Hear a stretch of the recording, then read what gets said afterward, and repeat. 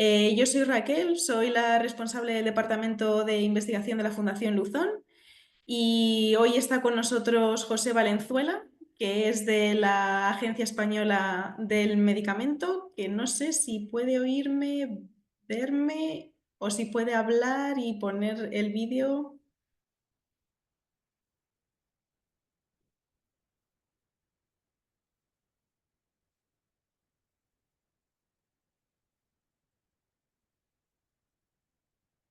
Vale, espera a ver que lo intento yo por aquí. Ahora sí, Ahora sí, vale. ahora ya sí. Genial. Perfecto. Y a ver el vídeo. Y vale, yo creo que, y ahora compartir pantalla yo creo que también se podrá.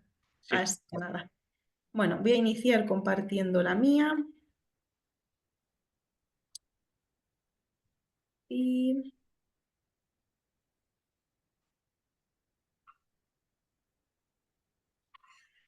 vale.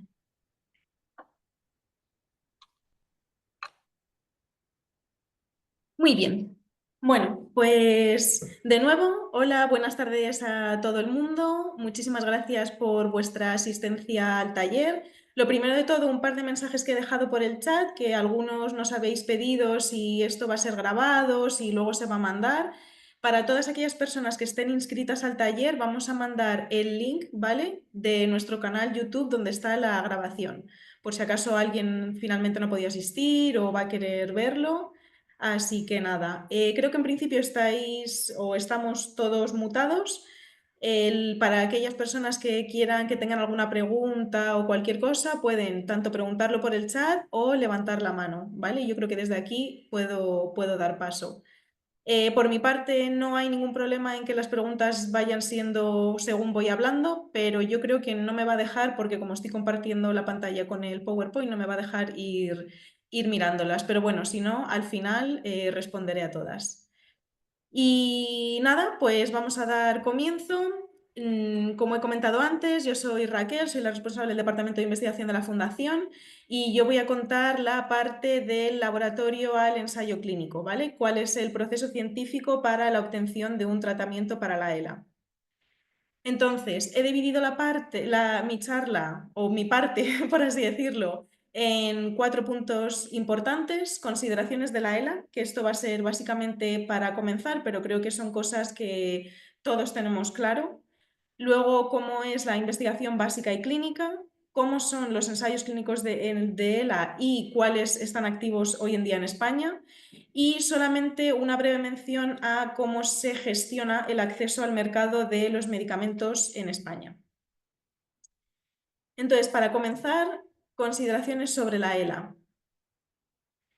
Bueno, como todos sabemos, la ELA es una enfermedad neurodegenerativa, ¿vale? Es progresiva y lo que sucede es que las neuronas motoras, tanto del tronco superior como del tronco inferior, comienzan a degenerarse. Y lo más importante, o lo que todos tenemos súper claro de la ELA, es que es la enfermedad del desconocimiento. ¿Y por qué es la enfermedad del desconocimiento? Bueno, pues en primer lugar, porque la ELA es muy compleja. Como todos sabéis, la ELA, dependiendo de los pacientes, comienza de una manera o de otra, y además también el desarrollo de la enfermedad es de una manera o de otra. Pero no solo eso, sino que encima también podemos distinguir los tipos de ELA en función de la historia familiar o en función de los síntomas iniciales. Entonces, en función de la historia familiar, podemos distinguir ELA familiar, que es aquella en la que en la historia familiar del paciente hay una persona de primero o segundo grado que ya ha padecido la enfermedad, o ELA esporádica, que es aquella en la que aparece de repente en esta historia familiar. Y el 90% de los casos es ELA esporádica. En cuanto a los síntomas iniciales, podemos distinguir ELA vulvar, que es aquella que comienza con unos síntomas de afección en el habla, y sin embargo la ELA medulaloespinal comienza con la afectación de las extremidades, tanto superiores como inferiores, y esta es la más común. Sin embargo, según el desarrollo de la enfermedad, muchas de ellas, al final la ELA vulvar desarrolla también síntomas espinales y la ELA espinal también desarrolla afección vulvar. 。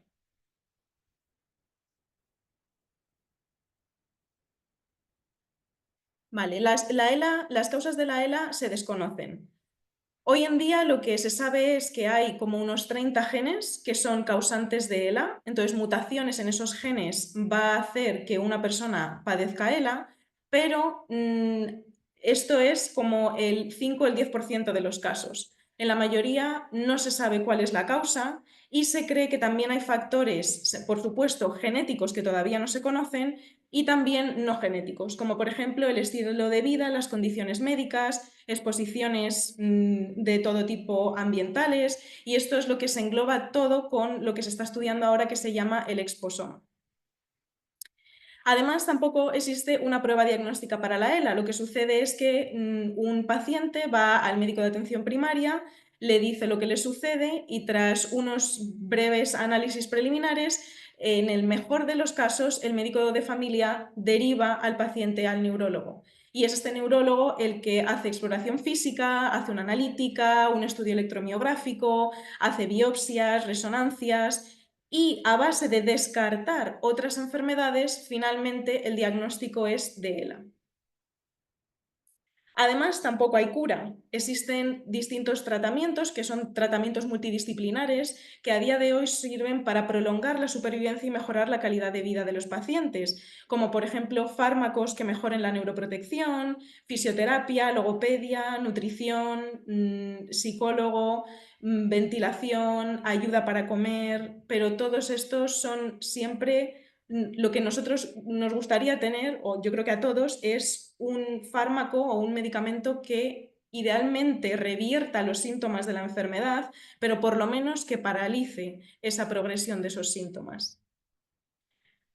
Por lo tanto, la ELA es una enfermedad muy compleja, no conocemos las causas, no hay una prueba diagnóstica y no hay un tratamiento curativo. Por lo tanto, ¿qué podemos hacer? Pues la única respuesta es investigación. Y aquí en investigación podemos distinguir investigación básica e investigación clínica.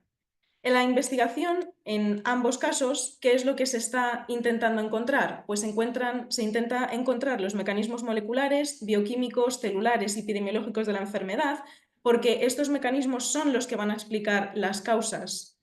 Además, también desarrollar biomarcadores, porque es lo que nos va a permitir tener esa prueba diagnóstica. Y finalmente, encontrar fármacos que sirvan de tratamiento para, por lo menos, paralizar la enfermedad.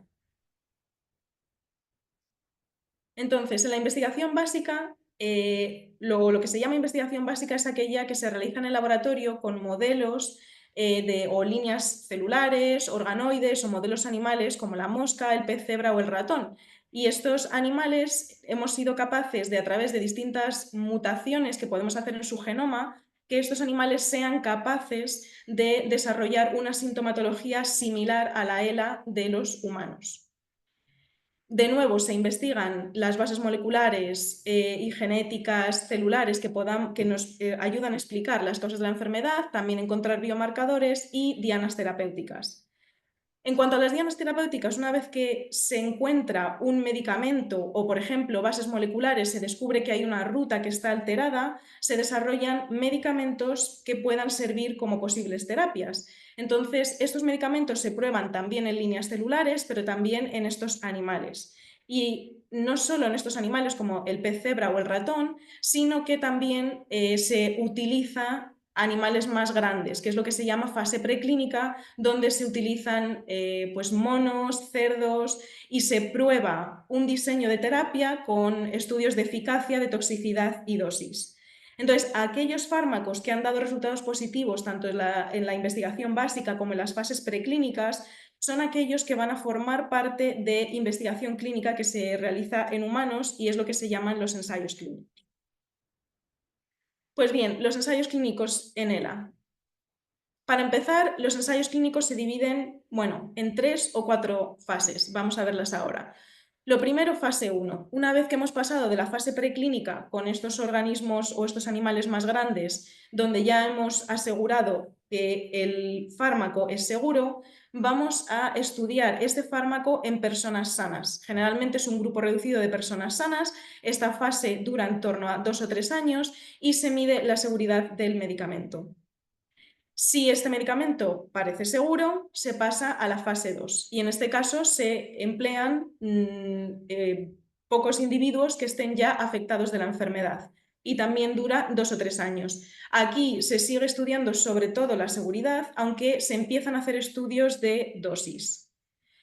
Si todo apunta a que el medicamento es seguro, pasa a la fase 3. Y en esta fase 3 es cuando se reclutan a un mayor número de personas afectadas por la enfermedad y también tiene una duración de 2 o 3 años. Aquí sí que verdaderamente no solo se estudia la seguridad, sino que también se estudia la eficacia de la dosis del fármaco. Si todo tiene resultados positivos y verdaderamente lo que hemos obtenido es lo que esperábamos y puede ser un fármaco prometedor, entonces se manda a la Agencia Europea del Medicamento, que van a ser ellos los que van a determinar su aprobación o no. Entonces, esto que parece un periodo de, bueno, pues si más o menos cada fase son como mínimo 2 años, podría ser 6 años, pero no es así de simple. ¿Y por qué no es así de simple? Pues para empezar, en cada una de las fases la empresa farmacéutica generalmente tiene que escribir lo que se llama el dossier del ensayo clínico. Entonces, en este dossier tiene que estar muy claro la indicación de cuáles son las variables primarias a estudiar, que en el caso de la ELA generalmente es la escala ALS-FRS, que indican cuál es la progresión clínica de la enfermedad. Pero también hay variables secundarias, como por ejemplo supervivencia.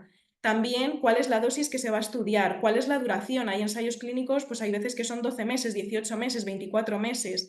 ¿Cuál es el tamaño poblacional que quiero? ¿Cuál es mi hipótesis? Si a lo mejor mi fármaco va a reducir la supervivencia, o sea, va a aumentar la supervivencia o va a reducir la progresión de la enfermedad con los resultados esperados, qué materiales necesito, cuál es el personal y cuáles son las instalaciones, o sea, a qué hospital lo voy a llevar, qué equipo necesita este hospital y cuál va a ser la metodología de reclutamiento, de análisis de datos y demás. Además, también tiene que pasar unos comités éticos, porque toda empresa que quiera hacer cualquier estudio, en general en animales, porque también pasa en el laboratorio, pero por supuesto, cuanto más con personas, que se cumplan las éticas para hacer investigación. Uy.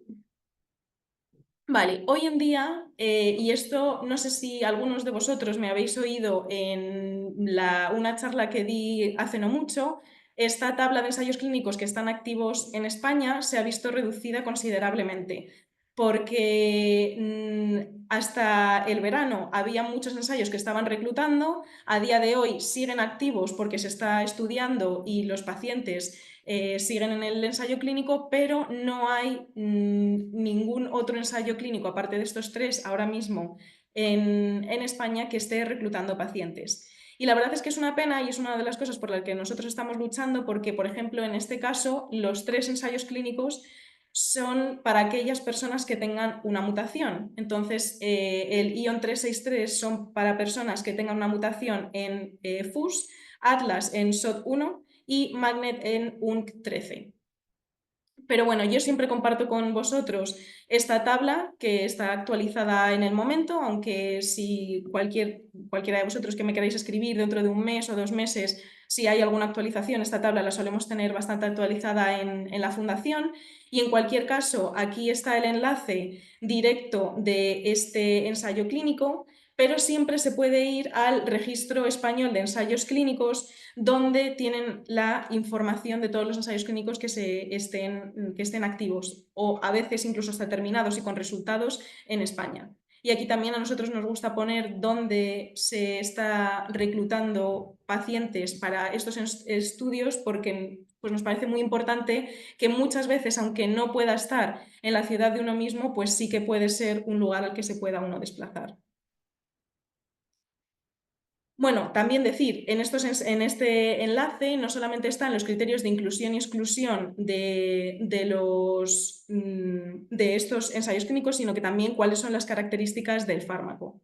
Aunque es verdad que una vez que uno va al hospital porque quiera participar en él, el neurólogo encargado tiene que darle toda la información sobre estos ensayos clínicos, que es lo que se llama el consentimiento informado. Y en muchos de ellos también les va a explicar si, por ejemplo, el desplazamiento a la visita del ensayo clínico está cubierto, si por lo que sea este ensayo clínico tiene lo que se llama una Open Label Extension, que es que aunque termine el ensayo clínico, mientras que se están analizando los resultados, se puede seguir participando en el estudio, si es un estudio que tiene placebo o no tiene brazo placebo.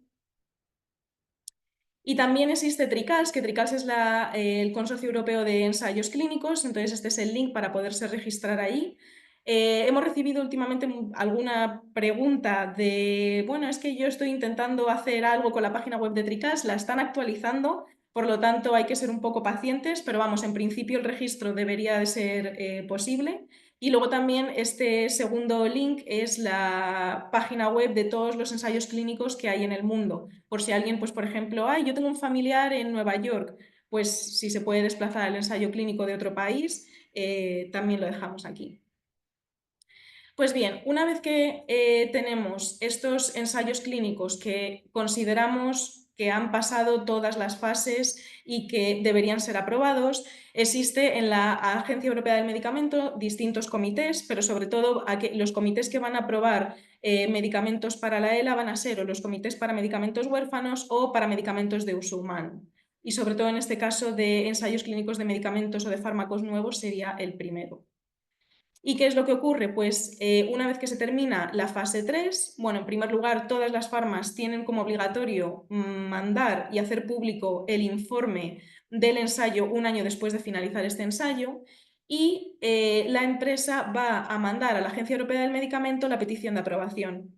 Y en esta petición de aprobación tiene que estar muy clara la calidad del estudio, la calidad del fármaco, la seguridad, la eficacia, el beneficio-riesgo, todas las indicaciones y contraindicaciones y en qué contexto terapéutico entraría este medicamento. Y con este informe, la Agencia Europea del Medicamento va a ser la que emita un informe de evaluación. En este informe de evaluación va a valorar todos los parámetros anteriormente mencionados y va a determinar si el medicamento se debe aprobar o no se debe aprobar, si debe haber una aprobación condicional, etc. Entonces, ¿qué es lo que ocurre una vez que la EMA ha aprobado un medicamento? Pues bien, el acceso al mercado de medicamentos en España es un poco más complejo y la verdad es que esto es básicamente para hacer otro taller, pero bueno, lo he querido también traer aquí porque considero que es también importante y lo voy a mencionar muy brevemente por encima. Una vez que la EMA aprueba el medicamento para toda Europa, en España, en primer lugar, pasa a la Agencia Española del Medicamento, quien va a poner un código nacional a ese fármaco y va a hacer un informe de posicionamiento terapéutico, también hablando de todas estas características del fármaco. Después de esto, el Ministerio de Sanidad y Dirección General de Cartera Común de Servicios del Sistema Nacional de Salud y Farmacia es quien, a través de la Comisión Interministerial de Precios, va a determinar un rango de precios para este medicamento. Después son las comunidades autónomas las que van a estudiar la severidad de la enfermedad, los beneficios en salud, la disponibilidad de alternativas y el impacto social de la enfermedad. Y finalmente los hospitales también van a determinar temas relacionados con el fármaco en sus guías terapéuticas. Y es por eso por lo que es muchas veces muy lento el hecho de que se apruebe un medicamento por la EMA y sea accesible al mercado en España. Después, una vez que ya está en el mercado en España, existe lo que muchas personas llaman el fase 4, ¿no? Como el ensayo clínico en fase 4, en el que sería un poco esta farmacovigilancia, que aunque parezca que es una fase, en verdad la farmacovigilancia está continuamente. Y en esta se van a medir sobre todo efectos secundarios y sobre todo efectos a largo plazo, porque los ensayos clínicos pues en el fondo son 2, 3, como mucho 4 años y no se tienen tantos datos de qué pasa a largo plazo con este medicamento. Y por supuesto que esto es una fase muy, muy importante. Pues bien, esta es mi parte de la presentación. Si tenéis alguna pregunta, siempre podéis escribirme al correo electrónico o al teléfono. Por supuesto que ahora voy a mirar el chat para ver si hay cualquier pregunta, pero yo siempre encantada, bueno, y nosotros en la Fundación, cualquiera de nosotros, de responder a todo lo que podamos. Voy a dejar de compartir.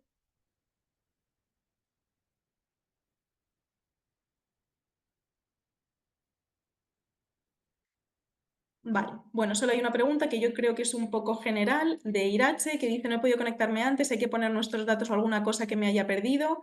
Pues no, en principio lo único que necesitamos es que nos escuchéis, que nos deis feedback al final, ¿vale? He mandado también el link a la encuesta de satisfacción porque para nosotros es muy importante ir mejorando estos talleres. Entonces, cualquier sugerencia que tengáis, de, tanto de talleres relacionados con esta temática o con otros que os gustaría tener, pues en esa encuesta se puede poner todo. Em, y luego Juan José dice: cuando he visto en Tricals algo en lo que podía encajar y he contactado con el centro investigador,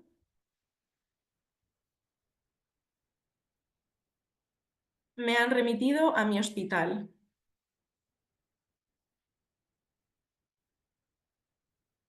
Claro, es que, o sea, muchas veces los ensayos clínicos, el reclutamiento depende del centro, ¿vale? Hay centros que a lo mejor reclutan antes y por lo tanto cierran antes y otros que no. Ah, vale, dice que el médico tiene que informar. Pues sí, la verdad es que generalmente si un ensayo clínico está en un mismo, o sea, está en el mismo hospital, es raro que el mismo neurólogo no informe de que ese ensayo clínico se está llevando a cabo en ese centro. Es muy raro. Pero puede ser, porque la verdad es que aquí también tenemos consultas extrañas. Era de otro hospital. Vale, a ver si estoy entendiendo bien la pregunta. O sea, que han contactado con Tricals. Tricals le ha mandado de vuelta a su hospital cuando en verdad este ensayo clínico estaba en un hospital de otra comunidad autónoma.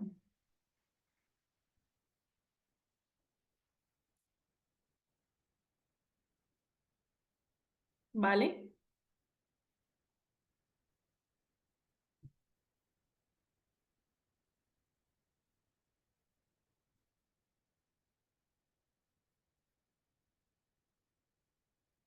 Vale, y lo han remitido a su médico del hospital. Vale, a lo que se referirá es que sí, o sea, muchas veces, y esto es como un problema entre las comunidades autónomas. ¿Qué es lo que sucede?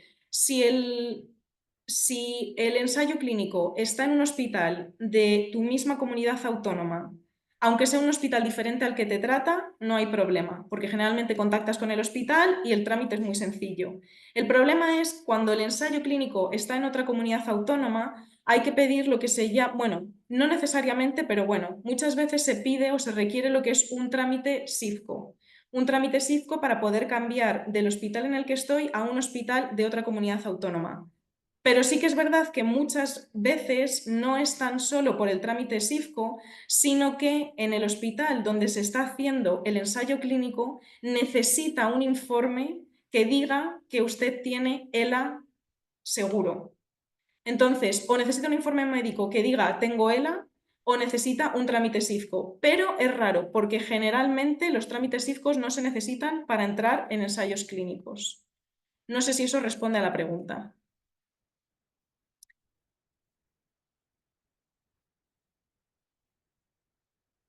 Vale, sí, Presen creo que está diciendo lo mismo y me parece que Patricia también. Vale, pues si queréis, los tres nos podemos quedar al final. Tenía que mandar yo el informe de mi médico. Vale, pues si queréis los tres nos quedamos al final, que parecen a lo mejor casos un poco particulares, ¿vale? Y lo hablamos y vemos cómo podemos solucionarlo. Y si no es al final, por lo que sea que no tengamos tiempo, mi número de teléfono estaba en la presentación, ¿vale? Y si no, lo voy a volver a dejar aquí para que me podáis llamar cuando queráis y lo intentamos solucionar.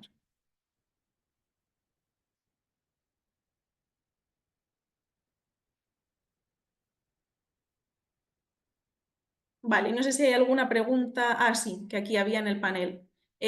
Una pregunta: ¿el curso está certificado? No, en este caso no está certificado.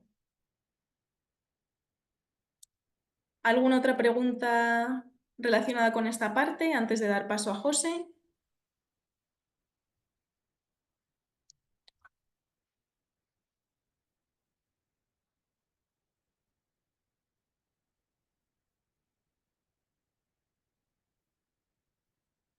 Vale, pues yo creo que podemos dar esta parte por finalizada. De todas formas, si al final de todo alguien tiene cualquier pregunta, pues también podemos responderla después, ¿vale? Pues José, adelante.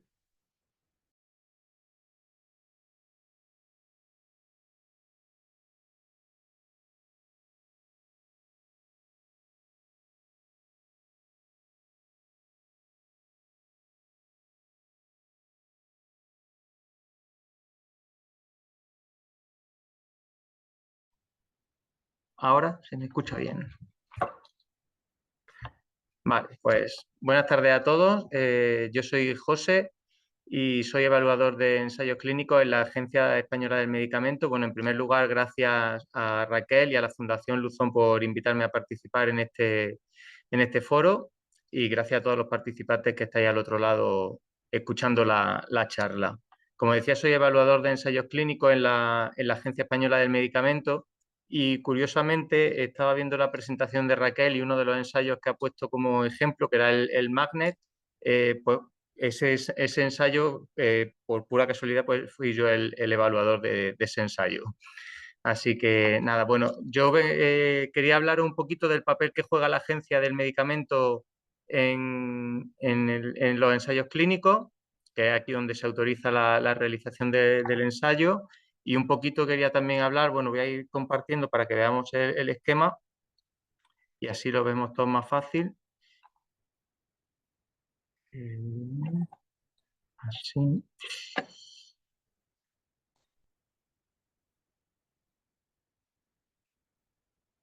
Vale. Venía a hablar, como decía, del papel que juega la Agencia Española de Medicamentos en los ensayos clínicos. Aunque hay bastantes puntos, como veis, no quiero que se alargue mucho la cosa porque me parece que estos foros, que estos eventos tienen más valor lo último, ¿no? Las preguntas o el posible debate que se pueda intercambiar. Pero bueno, voy a hacer una pequeña introducción del papel de la agencia. Muy brevemente hablaremos de la normativa y regulación que ahora mismo nos ampara en la Unión Europea para los ensayos clínicos. Y a partir de aquí yo creo que los puntos más importantes y más interesantes son la participación del paciente en un ensayo clínico, que puede parecer que un paciente solo puede participar en un ensayo como paciente como tal, propiamente dicho, que lógicamente al enfermo puede ser el que más le interese, pero hay más aspectos en los que un paciente puede participar en un ensayo. Posteriormente vamos a hablar de la base de datos de ensayos clínicos, que Raquel ya avanzó, que es el REC. Voy a profundizar un poquito en ella y simplemente para ver un poquito la interfaz y cómo funciona. Y finalmente un poco de los nuevos retos a los que nos enfrentamos en el campo de ensayos clínicos. Bien, como decía, la Agencia Española del Medicamento es donde se autorizan los posibles ensayos clínicos. La Agencia Española de Medicamentos y Productos Sanitarios es un organismo público que está adscrito al Ministerio de Sanidad y en él pues, se garantiza la calidad, la seguridad, la eficacia y la información al ciudadano de distintos productos como los medicamentos de uso humano, medicamentos veterinarios, productos sanitarios, biocidas, cosméticos y productos de cuidado personal. Dentro del Departamento de Medicamentos de Uso Humano, pues nos encontraríamos el área de ensayos clínicos, que es a la que yo pertenezco y en la que, como decía, se evalúan los ensayos clínicos. ¿Qué hacemos en la AEMS? Pues como decía, y ya centrándonos en el área de ensayos, lo que hacemos es evaluar la calidad del ensayo, tanto a nivel de protocolo, del diseño del ensayo, como el propio medicamento en investigación o cualquier medicamento que se vaya a utilizar en el ensayo. Por supuesto, se evalúa la seguridad, que es algo que, como también decía Raquel antes, no es un proceso único en el ensayo, sino que es algo que se va a extender durante toda la vida del medicamento, bien en sus fases de investigación, bien en sus fases de comercialización, si es que ese medicamento llega a comercializarse. Y otro aspecto importante que tenemos que tener en cuenta en la agencia es la transparencia, ¿no? Porque sobre todo con el nuevo reglamento de ensayos y con la ley de protección de datos, la transparencia es un punto importante y la publicación, como luego veremos también con las bases de datos, es otro punto que hay que tener en cuenta. He traído también aquí esta diapositiva, que aunque no sea quizás la diapositiva más amigable que podía tener, quería plasmar un poquito los plazos que se juega con la autorización de un ensayo clínico. Simplemente quería traerlo porque, bueno, ya sabemos que todo lo que conlleva un trámite administrativo, pues en ocasiones o la mayor parte de las veces es un proceso pues lento, ¿no? En el caso de lo que supone la evaluación del ensayo y hasta su autorización, la verdad es que es un proceso que suele ser bastante rápido o relativamente rápido, porque hablamos de que un ensayo clínico se puede llegar a autorizar en 45 días si no hubiera ninguna aclaración que solicitarle al promotor, o hasta 76 días en el caso de que hubiera que solicitar aclaraciones o hubiera que hacer alguna subsanación en ese ensayo. Hablamos de que si son esos 76 días, estamos hablando de 2 meses y medio en los que desde que se solicita ese ensayo hasta que se autoriza el tiempo que pasaría. Para ser trámites administrativos creo que es algo bastante rápido. Sí es cierto que luego a la hora de empezar a reclutar pacientes y a la hora de empezar el ensayo en sí, pues se suele tardar más, por no hablar de lo que es luego la duración del ensayo, que en determinadas enfermedades pues hablamos de incluso de años. Pero bueno, el trámite para que el ensayo se autorice suele ser bastante o relativamente rápido. Como vemos, en España las solicitudes de ensayos clínicos han ido creciendo de año en año.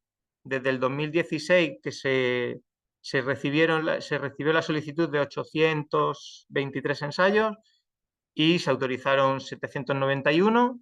Ese número ha ido creciendo a lo largo de los años. Vemos que en el 2020, por el tema de la pandemia, tuvimos un pico hasta sobrepasar los 1000, pero esa cantidad de ensayos afortunadamente se ha ido manteniendo, aunque ha ido bajando un poquito progresivamente conforme ha ido pasando la pandemia, pero seguimos por encima de lo que solíamos tener.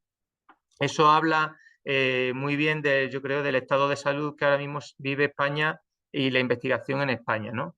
Entonces, es verdad que queda mucho por hacer, es verdad que ahora, y lo vamos a ver ahora dentro de un poco con el reglamento, todo se complica más, aunque sea a nivel administrativo, pero también se facilitan otras muchas cosas que ahora veremos. Dentro de lo que son las áreas terapéuticas, el cáncer sigue siendo el que se lleva prácticamente toda la investigación en ensayos clínicos, con casi el 40% de los ensayos, seguido por el sistema nervioso, que sería un 7%. Este ranking solamente varió en el año 2020, vuelvo a insistir, por la pandemia y el COVID, que las enfermedades víricas, simplemente por el COVID, ocuparon ese segundo lugar, pero una vez pasada la pandemia hemos vuelto a tener lo que teníamos, incluso para el sistema nervioso, incluso se ha aumentado ese número de ensayos clínicos que se están haciendo. En cuanto a normativa y regulación, ya digo, voy a ser muy breve en este punto porque no es algo que me guste hablar de regulación y reglamentos, pero bueno, simplemente por tener el amparo legislativo. En España teníamos el Real Decreto 1090-2015 de ensayos clínicos, por el que se regulan los ensayos y por el que se establecieron los comités de ética con la investigación con medicamentos, y el Registro Español de Estudios Clínicos, que es el REC, del que hablaremos luego. Y el reglamento que es de plena aplicación ya desde el 2022, aunque es del 2014, pero desde el 2022 es de plena aplicación y, como decía antes y ahora veremos, ha facilitado ciertas cosas o está facilitando ciertas cosas para los ensayos clínicos. El Real Decreto que teníamos, como digo, regula los comités de ética de la investigación, que juegan un papel muy importante en cualquier investigación, pero por centrarnos en los ensayos clínicos juegan un papel muy importante, y ahora veremos que el paciente también juega un papel importante dentro de estos comités. Los comités de ética son unos órganos independientes de composición multidisciplinar, en el que hay, bueno, pues hay desde médicos, farmacólogos, hasta incluso licenciados en Derecho, y el punto de vista de las personas legas, que defienden los intereses de los pacientes y la protección de los derechos y bienestar de estos pacientes. Existe un grupo de coordinación de ensayos clínicos, agencia-comité, al que también pertenezco, y bueno, pues nos reunimos mensualmente para intercambiar información sobre el funcionamiento de los ensayos clínicos, de posibles novedades y de cualquier aspecto de los ensayos clínicos. Como decía, el nuevo reglamento europeo de ensayos clínicos es de plena aplicación desde el 2022 y ha permitido que un promotor, que es la persona responsable de gestionar y financiar un ensayo clínico, elige un Estado miembro de referencia dentro de los 27 que forman la Unión Europea. Ese Estado miembro de referencia sería el miembro de referencia junto con el resto de Estados miembros que participen en el ensayo, que el promotor ha decidido dónde va a presentar ese ensayo. Hay un intercambio de información entre esos países, siempre con el Estado miembro de referencia como voz cantante, por decirlo de alguna forma, y a partir de esa evaluación, como veíamos antes, en 45 o hasta 76 días se autorizaría el ensayo. ¿Qué nos ha permitido este reglamento? Bueno, pues ha permitido que exista un expediente único en la Unión Europea, es decir, un promotor que decida presentar un ensayo clínico en distintos países de la Unión Europea no tiene que presentar ese dossier en no tiene que hacer un dossier por cada uno de los países en los que quiera realizar el ensayo como tenía que hacer antes. Simplemente con un dossier lo presenta, todos los Estados miembros implicados lo evalúan y se autoriza el ensayo en cada Estado miembro, lo que acelera mucho las cosas y facilita, sobre todo en el caso que nos ocupa, que enfermedades con ELA, que siempre tienen muchas menos pacientes, mucho más dificultad de reclutamiento. Si hay más países que pueden iniciar el ensayo más rápidamente, pues se puede llegar siempre a mejor término. Como decía, el reglamento ha traído el expediente único, una evaluación única, la seguridad también se evalúa de manera centralizada, posteriormente se pueden añadir más países a esa evaluación va a ser incluso aún más acelerada porque el país que se una ya tiene, digamos, un expediente de evaluación hecho y bueno, pues el ensayo caducaría en 2 años si no se incluyen sujetos y, como decía, las nuevas reglas de transparencia. Estas reglas de transparencia han aumentado, valga la redundancia, la transparencia y la disponibilidad de información de cara a los ciudadanos para que siempre puedan estar informados de todo lo que pasa, de todo lo que ocurre y no sea todo ahí como todo muy escondido y no, sino todo lo contrario. La información que se hace pública, bueno, pues son las características del ensayo, la conclusión de la evaluación y qué se ha decidido hacer con ese ensayo, si se ha autorizado o no. Se va actualizando la información de ese ensayo una vez que se inicia y con todas las fechas clave, las modificaciones que se puedan hacer de ese ensayo y la fecha de finalización del ensayo y posteriormente un resumen de los resultados. Todo eso es público y todo eso está al alcance de cualquiera que lo quiera consultar. Como decía, un punto importante es la participación de los pacientes en el ensayo clínico. Si uno piensa en un ensayo clínico y cómo participa un paciente, obviamente a todos se nos va la mente a la participación propiamente dicha como paciente para probar el medicamento que se está investigando. Pero un paciente también puede participar de muchas otras maneras en un ensayo clínico. Desde el diseño del ensayo, hay muchos ensayos clínicos en los que los promotores acuden a pacientes para hacer el diseño del ensayo, es decir, en un ensayo se van a medir distintos objetivos, distintos endpoints y los propios pacientes van a colaborar con esos promotores en la realización de ese protocolo, de ese diseño del ensayo, orientándoles pues esos objetivos que pueden mejorar la calidad de vida de un paciente, cómo podrían medirse o qué podría medirse, ¿no? De hecho, el Reglamento Europeo de Ensayos Clínicos recoge que si un paciente o que si una asociación de pacientes o pacientes han participado en el diseño del ensayo, eso debe incluirse en el protocolo del ensayo. Otro aspecto donde participan los pacientes es la propia autorización del ensayo clínico.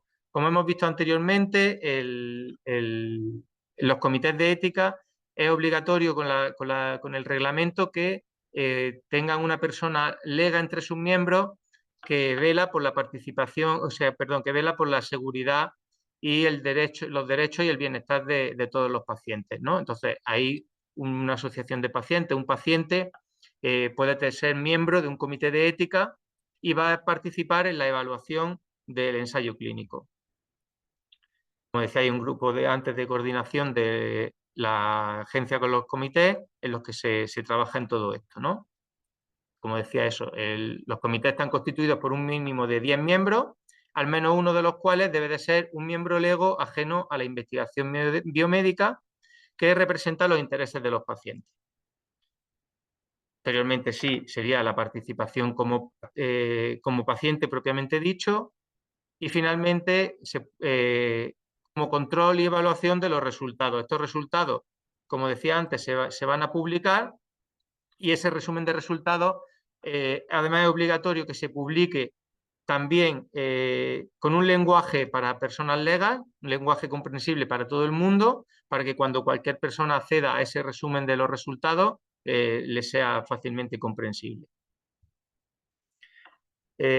Posteriormente vamos a hablar de las bases de datos de ensayos clínicos, nos vamos a centrar en el REC, Raquel ya mencionó también otras, yo me voy a centrar en el REC, que es la propia de la Agencia Española del Medicamento, y ahora hay otra también del portal europeo, que de momento es cierto que como está muy reciente está dando algún problema, aunque cada vez está funcionando mejor, pero está dando algún problema. En cualquier caso, toda la información que está en ese portal europeo también se recoge en el REC. El REC, como digo, es el Registro Español de Ensayos Clínicos. En él se recogen los ensayos que están autorizados desde el 2013, recoge la información principal de cada ensayo, las fechas clave, cuándo se inició el ensayo, cuándo se empezó a reclutar, si ha habido alguna interrupción, quién es el promotor, cuáles son los centros que participan y cuál es el estado del ensayo, si está reclutando, si está iniciándose o cualquier aspecto del ensayo. Es bastante fácil de utilizar, es bastante intuitivo. Una vez que entramos en la página principal, que sería la ventanita esa que vemos ahí, en la flechita roja pondríamos, podemos poner desde el título del estudio, si lo conocemos, la enfermedad, que yo creo que es el criterio que más se usa para hacer una búsqueda, o el propio medicamento, si sabemos cuál es el medicamento que se está investigando. En este caso que nos ocupa, bueno, pues pondríamos, por ejemplo, esclerosis lateral amiotrófica, nos saldría la lista de ensayos que se están realizando con esa enfermedad. Pincharíamos en uno de esos ensayos y, bueno, tendríamos una serie de pestañas, una de un resumen que nos habla de, pues, todo de los aspectos generales del ensayo, el tipo de participantes, los ámbitos del ensayo, en qué estado se encuentra, qué enfermedad sería, si es una enfermedad rara o no. Y luego las distintas pestañas nos llevarían al calendario del ensayo, quién es el promotor, quién es el comité que ha evaluado. Y yo creo que la pestaña más importante de cara a los pacientes que están interesados quizás en participar en un ensayo sería la pestaña que nos lleva a los centros. En esta pestaña no solo aparecen los centros que participan en el ensayo, sino que aparece también el estado en el que se encuentra ese centro. Como vemos en el ejemplo, pues habría 3 en verde que están en activo y uno que todavía no ha iniciado el ensayo. Desde que se instauró desde que el reglamento es de plena aplicación y tenemos el portal europeo, estamos trabajando, porque muchos pacientes nos lo han comentado, trabajamos con bastantes asociaciones de pacientes en distintos foros y en distintos eventos de este tipo, y lo que nos transmitían siempre los pacientes era que veían el centro que participaba, pero que luego no tenían cómo contactar con ese centro, que podían llamar a lo mejor a un teléfono general, pero que en muchas ocasiones no sabían derivarle al propio investigador o a alguien responsable del ensayo. Se está trabajando para que junto con los datos del centro puedan aparecer también los datos de contacto. Finalmente, hablamos un poquito de los nuevos retos a los que nos enfrentamos en los ensayos clínicos. El principal reto es, y vuelvo a las diapositivas del inicio, del número de ensayos que se realizan en España. El principal reto a nivel de España y a nivel de investigación es que ese número de ensayos al menos se mantenga. No ya hablemos de que suba, que ojalá, sino de que se pueda mantener. Y estamos trabajando ahora mismo en nuevos modelos de ensayos clínicos y ese modelo yo creo que el más importante sería el de los ensayos clínicos descentralizados. Con la pandemia del COVID, todo quedó como en suspenso, todo quedó como en el aire y a partir de ahí, en los ensayos clínicos que había en marcha, para no pararlo, hubo muchas cosas que se empezaron a hacer, digamos, a distancia, ¿no? Sin que el paciente tuviera que acudir al centro. A partir de ahí se vio que por qué no trasladar todo eso a los ensayos en general, a un ensayo cualquiera sin necesidad de que haya una pandemia o cualquier cosa que derive en que haya que hacer todo descentralizado. A partir de ahí hubo un grupo de trabajo a nivel de la Unión Europea, en la EMA, que se empezaron a trabajar en directrices y recomendaciones para estos ensayos descentralizados. Se republicaron unas recomendaciones, yo creo que fue a final de 2022, y esas recomendaciones dejan, como siempre, aspectos legales, sobre todo, de cada país. Lo que se ha hecho en España es hacer también un grupo de trabajo desde la agencia, con los comités, con los servicios de farmacia hospitalaria, con asociaciones de pacientes y con la propia industria para trabajar en esas recomendaciones que van a desarrollar estos ensayos descentralizados, que creo que son importantes, sobre todo en distintos tipos de enfermedad, y creo que una de las que más se puede ver beneficiado es precisamente la ELA, porque hablamos de pacientes que a la larga acaban teniendo problemas de movilidad y para ellos creo que sería muy bueno poder participar en un ensayo desde su casa, desde el principio hasta el final, sin moverse de casa. Estas recomendaciones, si tenemos un poquito de suerte, se van a publicar de aquí a septiembre. No puedo dar tampoco muchos más datos porque las cosas que están todavía sin hacerse, pues no me atrevo a profundizar más. Pero bueno, los aspectos más importantes de estos ensayos descentralizados pues serían las visitas sanitarias al domicilio del paciente y teleconsulta, procedimientos electrónicos de consentimiento informado con un consentimiento a distancia, quizás sea el punto que está siendo un poquito más conflictivo, porque siempre el tema de la firma electrónica y con la protección de datos y todo, pues lleva más conflicto, pero bueno, se está trabajando en la manera de poder abarcar todo eso, y el envío directo de medicamentos al domicilio del participante. Como digo, todo esto se está trabajando en ello, ya hay recomendaciones a nivel europeo publicadas que se están trasladando a España y que esperamos poder publicarlas lo más pronto posible. Ya hay ensayos clínicos con formatos híbridos en los que un brazo participa de manera tradicional en el ensayo y otro brazo tiene algunos aspectos ya descentralizados, como puede ser el envío de la medicación o una reducción del número de visitas, en fin, bastantes aspectos de eso, y esperamos que poco a poco, con el tiempo, estos ensayos puedan ir supliendo a ensayos tradicionales, pues ya digo, sobre todo en enfermedades de tipo como la ELA, incluso en enfermedades pediátricas, porque un niño siempre también es más conflictivo, pues que te pueda desplazarse. Y como digo, ojalá podamos tener esto desarrollado lo más pronto posible y que los promotores se vayan animando a hacer cada vez más este tipo de ensayos. Y aquí terminaría mi presentación y nada, escucho todas las preguntas que me queráis hacer. Genial, muchísimas gracias. A ver si hay aquí en el chat. Bueno, vamos a dejar un tiempo también para que ellos escriban. Sí, Una pregunta en cuanto a esto de los ensayos clínicos que son descentralizados, ¿tienen alguna regulación mayor que un ensayo clínico normal? no, lo que es la regulación en sí entraría dentro del mismo reglamento y del mismo Real Decreto de ensayos clínicos. Lo que tiene son muchos aspectos muy puntuales en los que se está, como decía antes, se está trabajando. Me hubiera gustado que la parte de ensayos descentralizados fuera la más amplia, pero mientras todo no esté cerrado, publicado y atado, no se puede tampoco profundizar más allá que los aspectos generales. Pero como te digo, regulación especial no tienen. Simplemente son aspectos puntuales, como digo, el tema del consentimiento informado. ¿Cómo firmo un consentimiento a distancia? ¿Vale con un papel que me mandas por correo, lo firmo en mi casa y te lo devuelvo escaneado? ¿Tiene que ser un certificado digital? En fin, se está trabajando en todo eso, que la ley de protección de datos además es bastante estricta con todo eso. El tema del envío de la medicación, por ejemplo, ya se ha estado haciendo en pandemia y se va a mantener. O sea, hay muchos aspectos que ya se hicieron en pandemia y son más fáciles de mantener, otros son más complicados. Pero ya digo, este tipo de ensayos yo creo que con el tiempo van a ir en aumento. Y creo que enfermedades precisamente como la que tratamos en este foro, que es la ELA, va a ser una quizá de las más beneficiadas por ese tipo de ensayos. Genial, gracias. No sé si alguien más tiene alguna pregunta para José.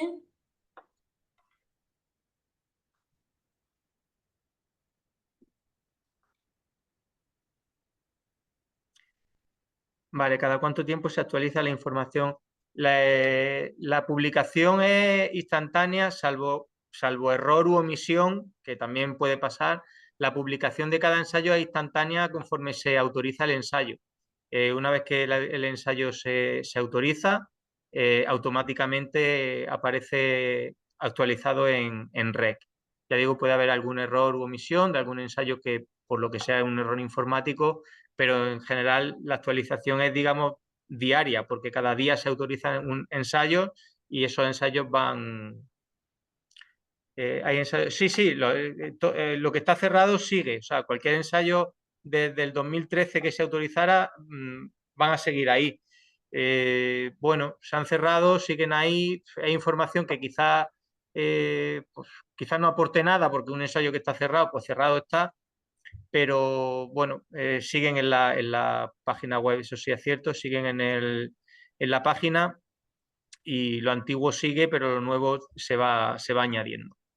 Porque relacionado con esto, por un lado tenemos ensayos clínicos que estén activos, que se esté reclutando, ensayos Ujú. clínicos que ya no esté reclutando, pero el estudio se continúa. Sigue. O sea, el Ujú. último paciente reclutado todavía está recibiendo o medicación o placebo. Sí, Una vez que eso se concluye, los resultados vosotros también lo ponéis en el REC. sí, Y entonces ya que ahí quedaría todo completamente cerrado y ya esa página ya no se vuelve a modificar.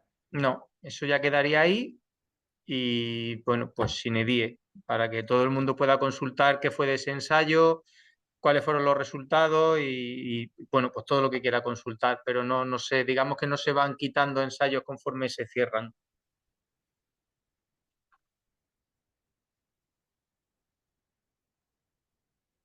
Gracias, Patricia, por tus preguntas.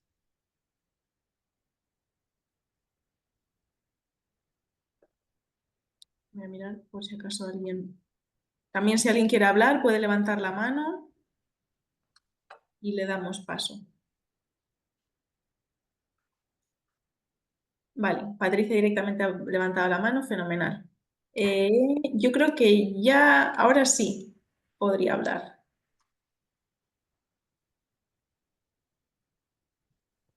Hola, Hola, Patricia. hola, ¿qué tal? Hola. Hola, perdón. Es que creo que me estoy explicando bastante mal. No me refiero a actualizar que aparezcan los ensayos, que los cerrados desaparezcan. Sí, siguen Ujú. apareciendo cerrados. Me refiero a que hay ensayos, yo os puedo enseñar un pantallazo de lo que estoy viendo ahora mismo. Por ejemplo, un ensayo que pone que, por ejemplo, el Hospital de Santiago lo pone Ujú. como activo en ese hospital y me consta desde hace 6 meses que ese ensayo ya no se lleva a cabo en ese hospital. Vale, No se actualiza esa información, lo digo vale. más que nada para evitar el llamar nosotros a los Sí, hospitales que sí, ponen sí, que sí. están activos y que los tienen cerrados desde hace meses. Por eso Vale, vale. preguntaba Perdona, si esto se ahora, actualiza o no se actualiza. sí, vale, perdona, ahora entendí la pregunta. Sí, esa actualización, el problema es que ya no depende, digamos, de nosotros. Nosotros eso lo actualizamos cuando el promotor nos lo comunica ciertos datos. Si el promotor nos comunica que ha habido una interrupción en el reclutamiento, por ejemplo, y la fecha de esa interrupción, nos lo tiene que comunicar, nosotros le damos entrada y se publica la fecha de interrupción del reclutamiento o cualquier aspecto que el promotor nos comunique. Si el promotor no lo comunica, pues no se actualiza, claro.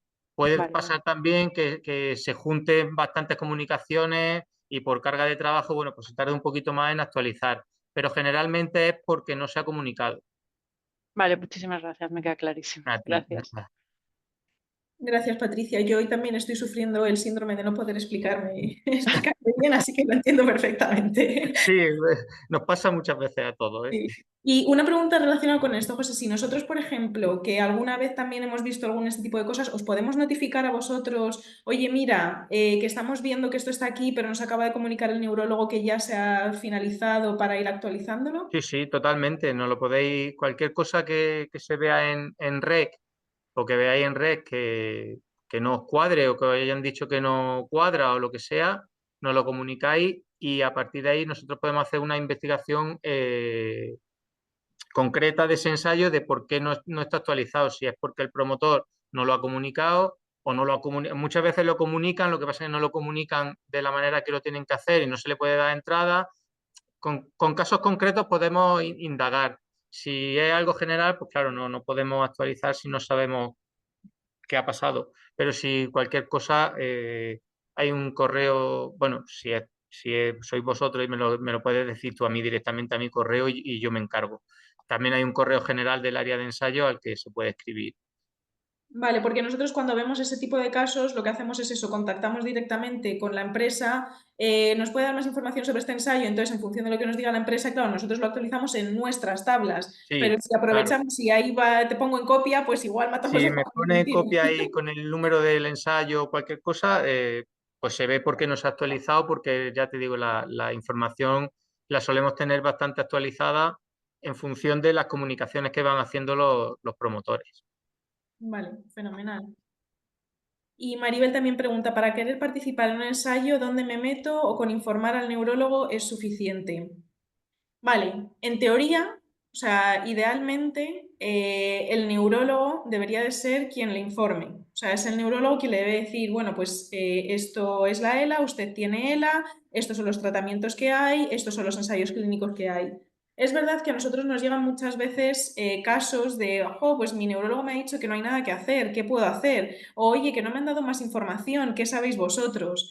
Ujú, Entonces, nosotros siempre compartimos esa tabla de ensayos clínicos, donde apoyándonos, por supuesto, en la Agencia Española del Medicamento, es de donde sacamos esa tabla, porque nosotros hacemos estas búsquedas en red que ha preguntado José.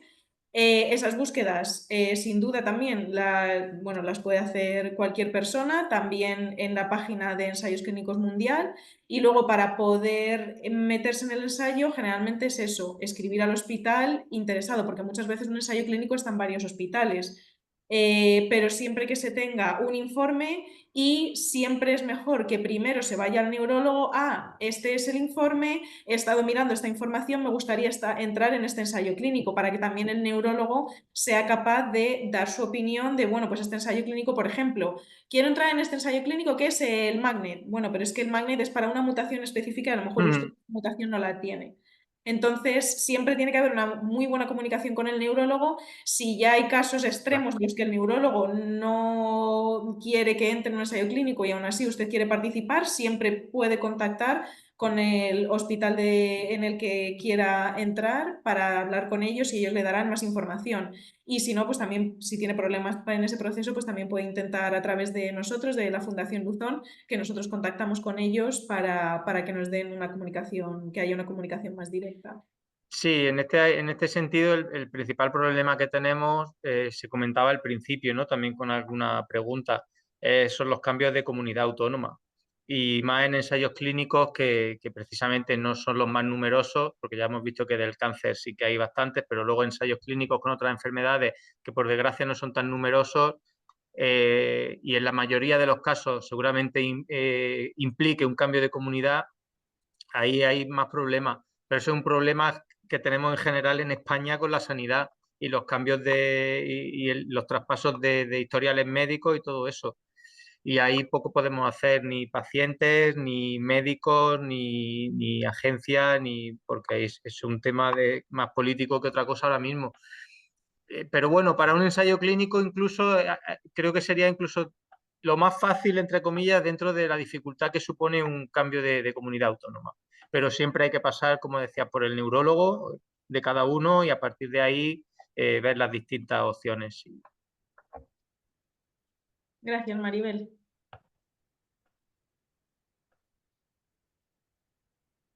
Voy a ver otra vez si alguien haya levantado la mano. Lo mismo que si alguien quiere hablar, con que levante la mano le damos paso. Y si no, pues por el chat, que también se puede. Bueno, también aquí hay una opción de preguntas y respuestas que Swan José, no sé si digo bien así el nombre, nos ha preguntado hace un ratito sobre neurociencia y un poco las células madre. Entonces, bueno, ya le he estado comentando un poco que nos escribiera en la encuesta de satisfacción porque pues también sería un taller muy interesante hablar un poquito más de lo que es la enfermedad, porque esta primera parte la he pasado muy por encima y pues voy a intentar resumirlo muy breve en 2 minutos. Lo primero, yo creo que las enfermedades neurodegenerativas son extremadamente complejas y son extremadamente complejas porque no se sabe todavía a día de hoy muy bien cómo es todo el funcionamiento del cerebro, bueno, la comunicación neuronal, la comunicación intercelular, cómo recibe el cerebro información de todos los órganos, cómo pues puede haber algo, ¿no? Como un superordenador que sea capaz de responder a todo, tanto interno como externo.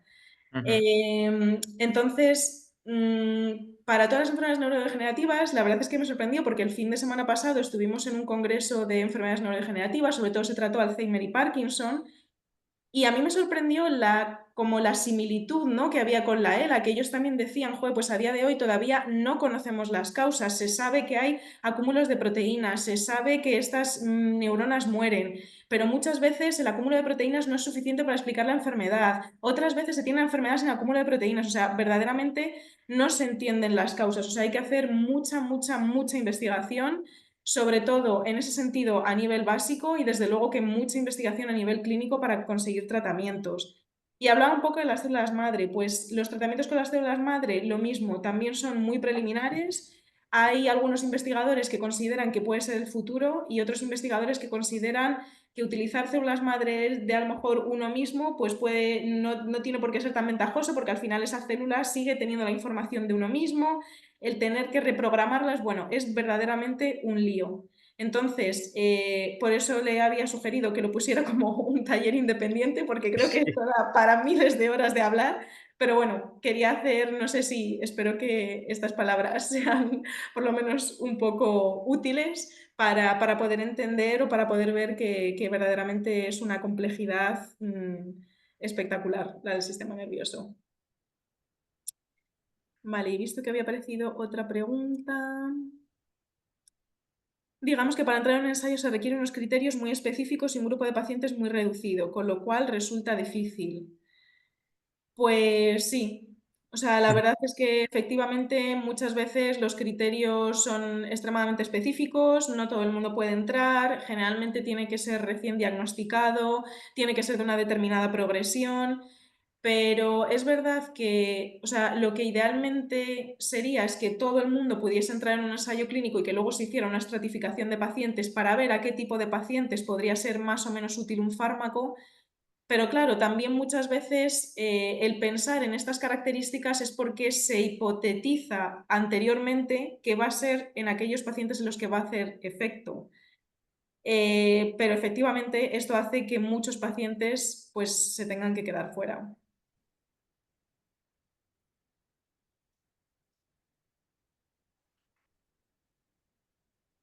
Gracias, Presen, también por la pregunta. Bueno, pregunta, comentario, perdón.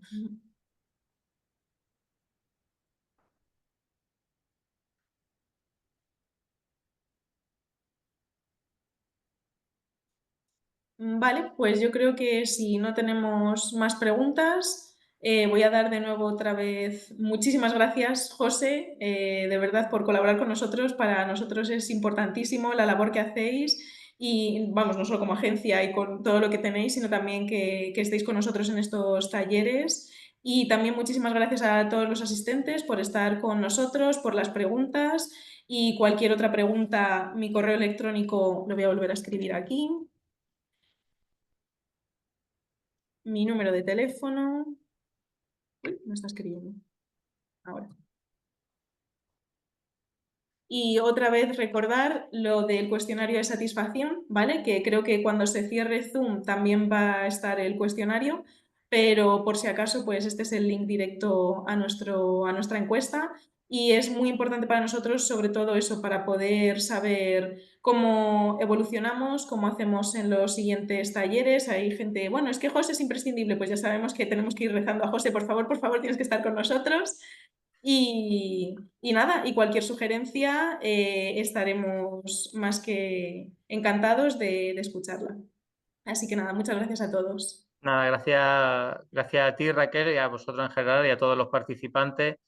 Para la agencia siempre un honor y un orgullo participar, sobre todo directamente con los pacientes, ¿no? Porque al final es para quien trabajamos. Y cualquier cosa que necesitéis y cualquier evento que organicéis, ya sabéis que podéis contar con nosotros. Muchísimas gracias. Hasta luego. Hasta luego.